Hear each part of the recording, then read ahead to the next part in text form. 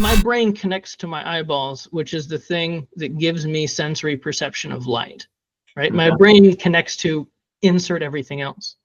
In what way do we have access to that morality thing? That's what I'm asking. Because you're putting it on the same lines as a sense. Oh, you're talking about like mechanically? Yeah. What are the what's the mechanisms? Well, I don't think that's even a question you need to answer for the sake of this argument. You can, for example, have no understanding of how the brain works, and yet still say we should trust, what we're seeing, and we should trust what we're hearing, right? The question of how it works, or like what the what the physical mechanism is, or if you're not a materialist, what the immaterial mechanism is behind it. That's a separate question from whether or not we can trust what our experience tells us, right? And I think that this is something that we would all agree on, that I think we did agree on earlier. The way it at least seems to us is that certain things like the Holocaust are wrong no matter what people think. Now, we might not be able to explain what the mechanism is, physical or immaterial mechanism is behind that, perception of the Holocaust, but we can admit that we have that perception, right? And that's all that matters. We might not be able to explain, the mechanism by which we can, perceive this computer. What matters for our purposes is that we perceive that computer. Right? You see what I'm saying? It's not an unimportant question. I think it's an interesting question, but it doesn't matter for the argument that we're making here. I think I would disagree in that it allows us to more clearly understand the parameters of that which we're experiencing. So we could say, for example, on my phone, there is an app that measures the length of sound waves. It's a tuner. I have a tuner on my phone. And it picks up sound and it measures it, right? And so I can actually have an understanding of how sound interacts with my ear, goes into my brain, and consistently produces this understanding of, let's say, middle C, right? And that helps me understand the experience that I'm having. Right? In any given situation, if I go to C sharp, or if I go halfway between C sharp and C, like there's like this thing inside of me. Or if you play two notes that are like super off, like you also get that. Like I can actually understand, due to understanding the mechanisms, why I'm experiencing what I am. Yeah. And so to say that it's not important or not relevant, I disagree completely. Like understanding the mechanistic aspects of it could conceivably help us understand that which we're experiencing, which, for example, when it comes to morality, we can delve into the neurology and talk about mirror neurons. That's a big part of a neurology study of morality and kind of the what's the word, empathy that we seem to experience towards other humans and other animals that we can kind of like have a relation to. Yeah. I mean, I think I understand what you're what you're getting at. The reason why I don't think it matters for this argument is because it just kicks the can down the road a little bit further. Let's say we're asking, why should we trust what our eyes tell us? Why should we trust what our ears tell us? Well, it's because it's because of all of this being processed in the brain, right? Why should we trust what our brain tells us, though? It just pushes the can back a little bit further. If we say that our perception of morality is rooted in our brain or is rooted in our mind, if you're going to take a non-physical view, then the question becomes, well, why should we trust that part of our brain? Why should we trust our mind? It just kicks the can down a little bit further, and you're going to be stuck in the same place where you're saying, there's no way I can get outside of these senses, of these parts of me, of these faculties of mine, physical, mental, whatever. There's no way I can get outside of these faculties to prove that they're telling me the truth. Right? Just to put it as simple as possible, there's no way I can get outside of my experience of the world to verify that it's correct. Right? Right. But we can begin to understand, kind of getting to what Sean brought up, of like discrepancies in moral intuition. which it could help explain why there are discrepancies in moral intuition. It can kind of help. I think that's help figure out where, yeah. where the morality is coming from where it stems, what can affect morality.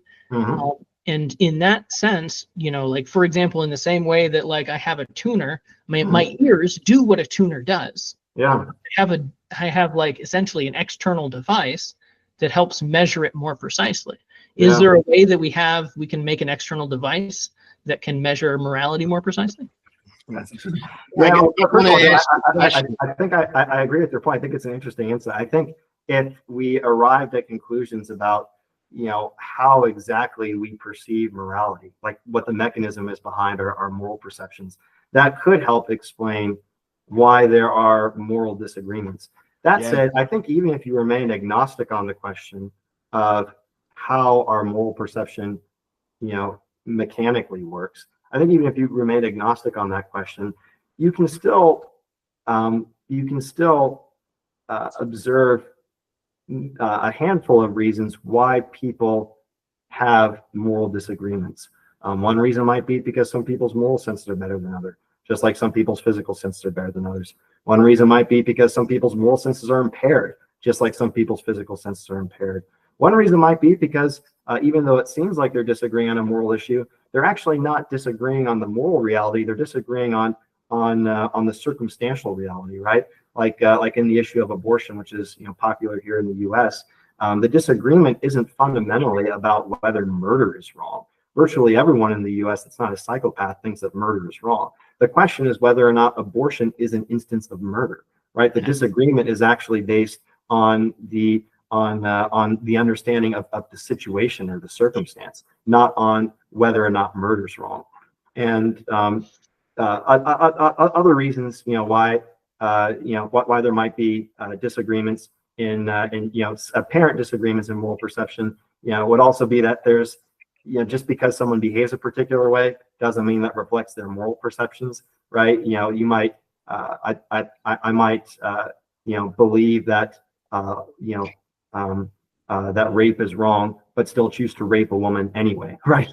You know, just because you know, my moral senses tell me something's wrong doesn't mean my behavior is always going to reflect that.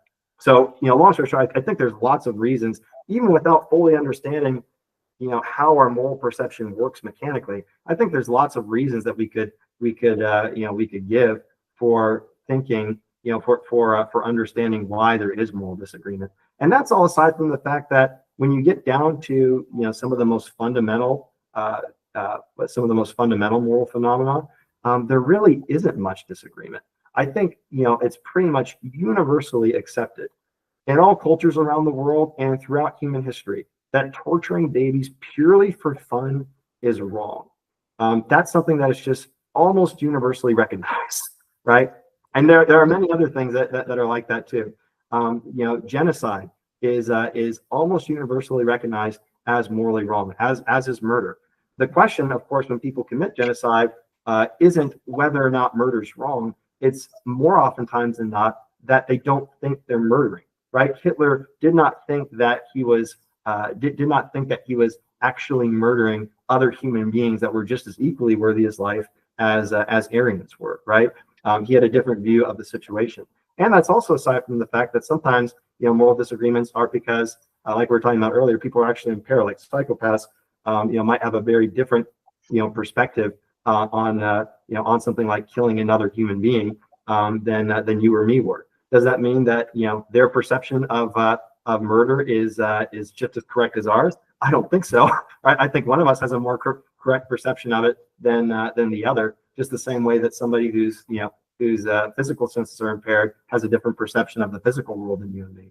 So all that said, sorry for talking so much. I don't want to, you know, quick I think there's poll for why people can have apparent moral disagreements. A quick poll I wanted to do of all you fellas, all right? Because I'm curious if it's a difference between, let's say, the theist amongst us versus the agnostic atheist.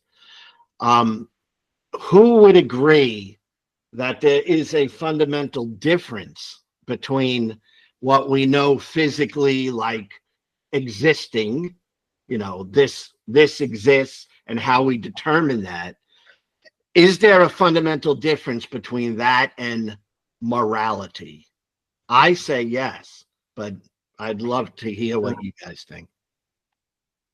I think for me, it comes down to the fact that you can apply objective tests to the physical world.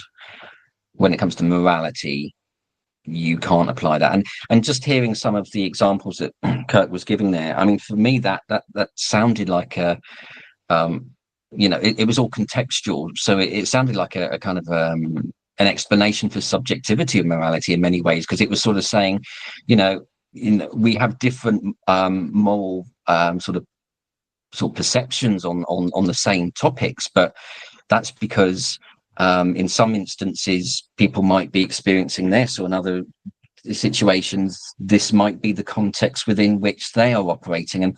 And to me, it's context is everything when it comes to these things, and it's the context that provides the variability and the subjectivity.